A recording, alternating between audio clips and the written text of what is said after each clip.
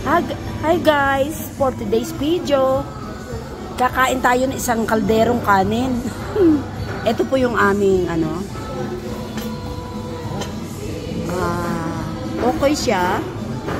And then grill na pusit, lumpia, at saka bulalo, at another lumpia again. Ayan guys, ito yung aming kakainin tigi-tigi sa kaming kaldero. Ang laki oh. Ayan guys, ang laki niyan.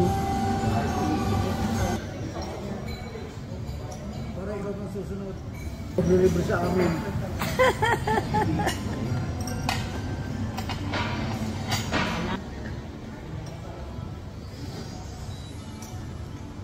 Hi guys, ang kalderong kanin ang in-order ko.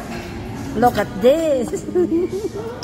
Nakakatuwa siya, oh. Bago rin dumating ang bata. Ayan, malaki pa yung kutsara sa kanin. Ito yung takip ng kaldero, oh.